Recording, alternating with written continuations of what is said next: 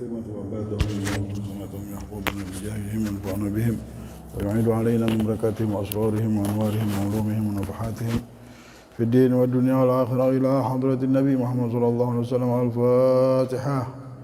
أعوذ بالله من الشيطان الرجيم. بسم الله الرحمن الرحيم. الحمد لله رب العالمين الرحمن الرحيم مالك يوم الدين. إياك نعبد وإياك نستعين اهدنا الصراط المستقيم صراط الذين أنعمت عليهم غير المغضوب عليهم ولا الضالين آمين آمين يا رب العالمين. السلام عليكم ورحمة الله وبركاته. الحمد لله الذي نشر الخير في كل زمان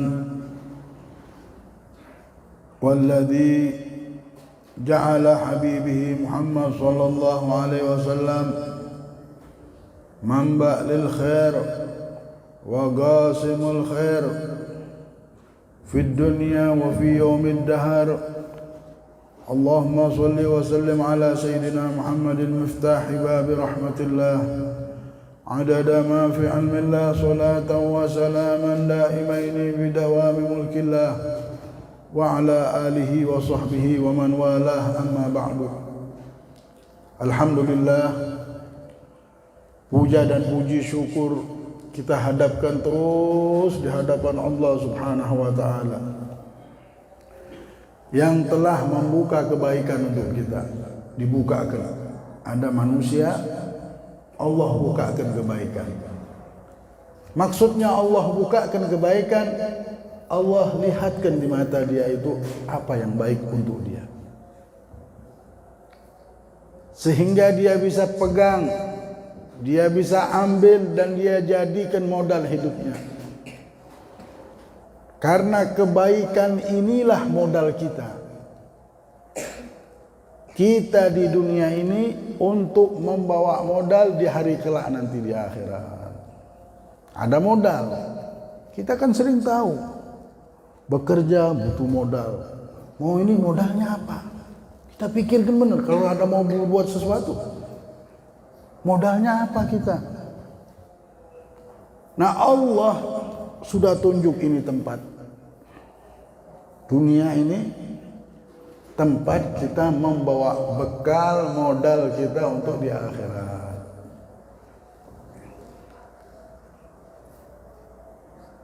Para aulia ussalihin, mereka melihat kebaikan ini karena dibukakan tadi, kebaikan sudah dibukakan. Seperti melihat emas. Bagaimana? Ya Allah, kalau sudah punya kebaikan, senang mereka. Kalau sudah punya, bisa berbuat baik, bahagia langsung. Ya Allah, alhamdulillah hari ini saya bisa berbuat baik. Alhamdulillah saya bisa sholat. Alhamdulillah saya bisa sholat duha, bisa sholat witir, bisa memaafkan orang. Alhamdulillah saya bisa tidak dendam. Alhamdulillah saya tidak dengki. Alhamdulillah dapatkan kebaikan ini, senang dia. Karena sudah Allah bukakan tadi. Itulah bersyukur kalau kita sudah dibukakan oleh Allah, bisa melihat kebaikan itu dengan benar, bahwasanya inilah barang yang paling mahal yang kita miliki. Anak istri kita yang sayang, kita sayang sama dia. Harta yang kita jaga bertahun-tahun. Ketika badan kita ini dimasukkan dalam kubur, semuanya meninggalkan kita. Istri kita sampai depan kuburan aja habisnya pulang. Anak kita juga begitu.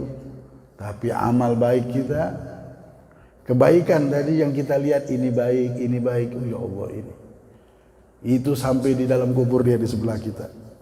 Ya fulan, aku bersamamu. Sampai di dalam kubur pun dia bersama kita. Jadi mau cari yang setia sama kita, amalan baik kita ini, kita hadir majelis ini, ya Allah setia dia sama kita nanti. Kita berbacaan itu setia sama kita. Kita berbuat baik apapun, itulah yang akan setia sama kita. Jadi orang kalau sudah punya amal baik harus gembira benar dia. Lebih daripada dia punya emas. Dia sudah apa? Punya amal baik. Ini orang beramal baik sudah. Pagi-pagi para aulia ussolihin, hidup mereka baru bangun tidur sudah niat baik. Di atas kasur udah punya rencana, besok saya mau berbuat baik. Ini. Besok saya mesti sholat duha, mesti sholat witir. Saya tidak pernah baca Quran, mesti baca Quran. Saya tidak bisa baca Quran, saya mesti belajar Quran. Karena sudah tahu sama kebaikan. Orang yang sudah tahu bahwasanya ini dunia tempat mengumpulkan kebaikan, ini orang sudah dibukakan namanya sama Allah. Ada orang ditutup, tidak tahu hidup di dunia, mikir bagaimana untung punya tanah, bagaimana punya mobil, punya HP, punya ini, la ilaha illallah, kebaikan tidak punya. 1 tahun tidak pernah hatam Quran, 10 tahun bahkan baca Quran pun tidak bisa, dia tidak pikirkan. Na'udzubillah. Allah yang punya dunia ini dunia punyanya Allah. Dunia ini punyanya Allah, dan dia bersumpah wal asri innal insana lafi khusrin illa alladziina amanu wa amilus sholihat. Demi masa Allah, kalau Allah tidak bersumpah pun kita sudah tahu bagaimana Allah berbicara. Demi masa yang kalian lewati waktu-waktu itu, semua penduduk dunia yang tinggal di negeri ini dalam keadaan rugi semuanya.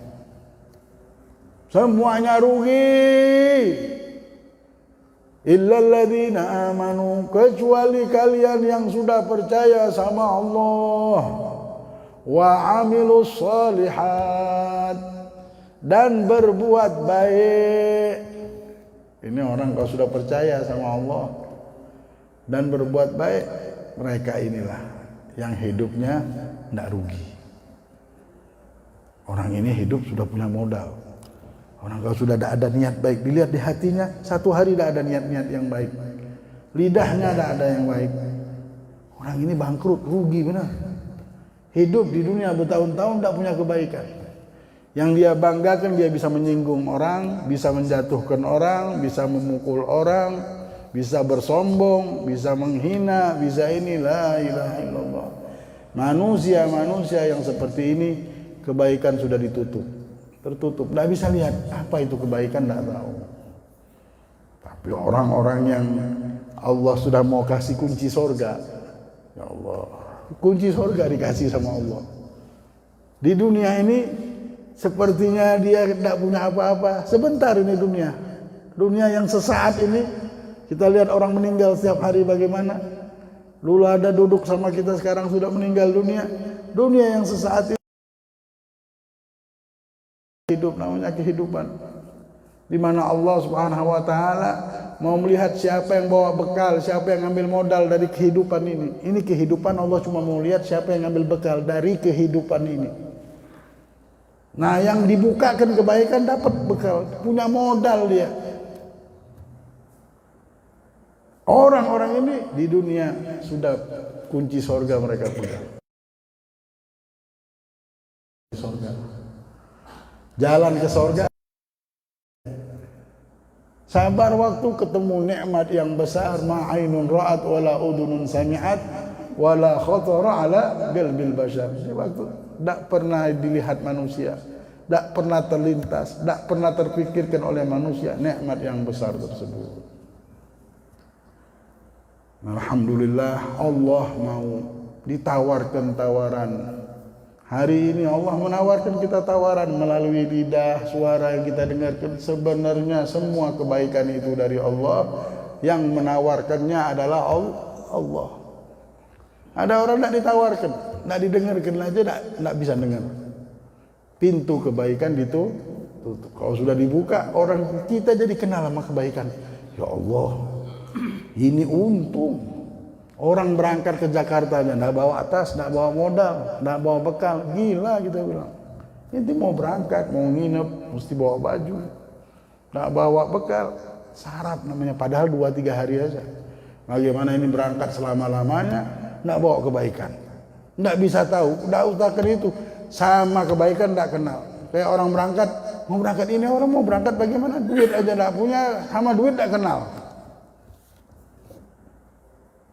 Nah ini dunia ini jangan sampai menipu kita. Ambil ini kebaikan. Tidak tidur kecuali sudah punya niat baik. Orang kalau sudah kenal kebaikan begitu, di atas kasurnya sudah mikir mau berbuat ini, mau berbuat ini. Mudah-mudahan kita menjadi orang yang baik. Nggak rugi insya Allah. Allah berikan keuntungan terus, kita untung hidup di dunia, orang yang beruntung. Kalau sudah punya baik namanya fulan beruntung. Punya anak yang bisa berbuat baik, kenal sama kebaikan, anak yang beruntung. Orang tuanya orang tua yang beruntung. Tetangganya tetangga yang beruntung. Kenapa? Sudah tahu sama kebaikan. Bukan tahu sama duit ya. Orang tahu sama duit, sombong. Begini, begitu. Tapi orang sudah tahu sama kebaikan, nikmat.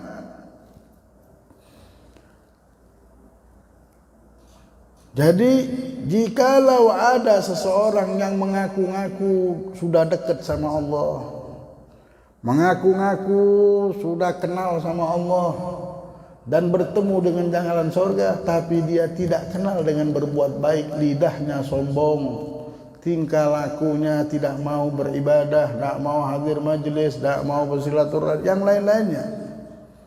Maka Al-Imam Ghazali mengatakan, inna qatla wahidin mimman yaqul hadhil magalah wa ma ashbahaha anfa'u lil Islam min qatli alfi kafir. Jikalau ada yang berbicara, bagaimana pembicaraannya? Inna aqwaman yatrukuna at-takalif wa yaz'umuna annahum wasalu.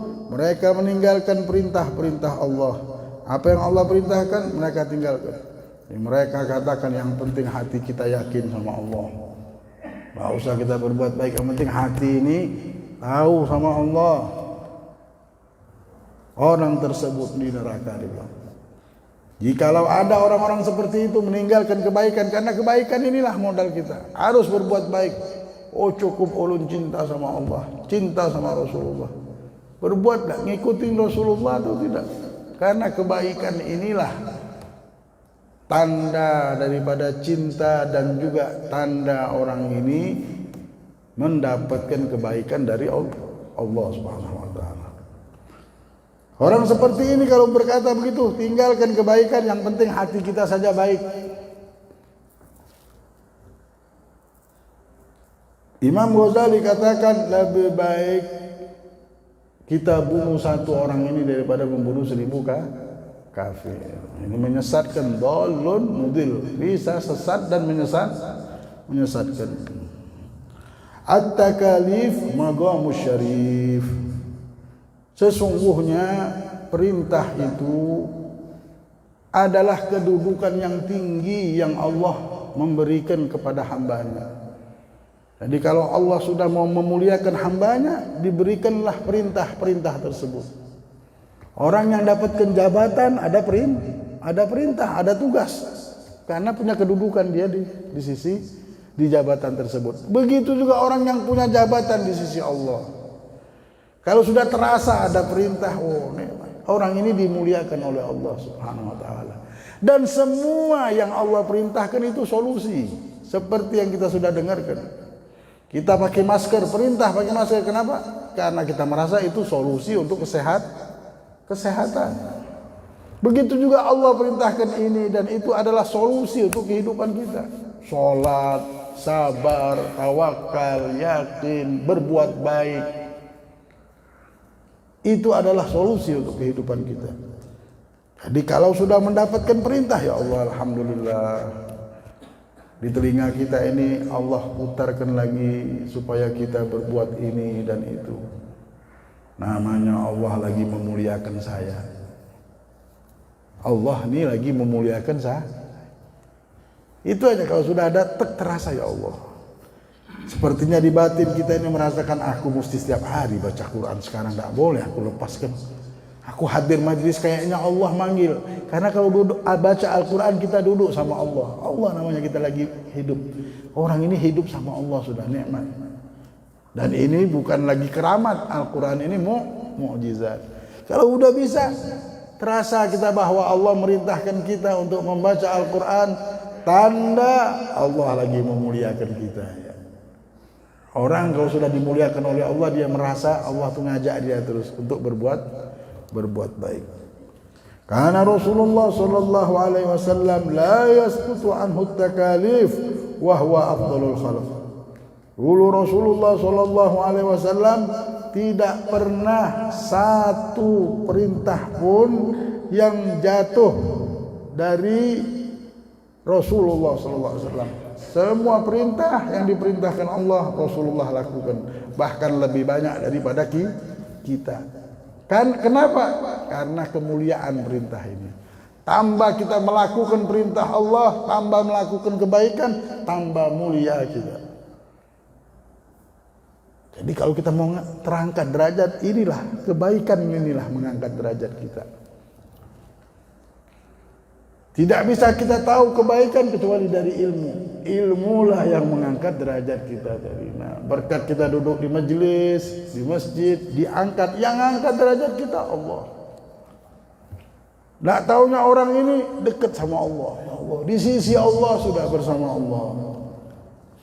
Berkat apa? Berkat mereka melakukan kebaikan. Bal qama bil ibadah hatta tawarramat qadamah. Rasulullah bahkan dia beribadah sampai kakinya bengkak-bengkak. Kenapa? Dia tahu ini kemuliaan. Kemuliaan. Orang kalau sudah dibukakan kebaikan, melihat kebaikan itu, ya Allah, ini kemuliaan. Inilah kedudukan kebaikan ini. Salat inilah kedudukanku. Kita mau cari kedudukan, salat. Salat duha, baca Al-Quran, berbuat baik, nyambungkan silaturahmi, sabar, tawakal, yakin. Ini semuanya adalah derajat. Sabar saja bilang, oh itu orang Masya Allah, sabar. Orang mulia.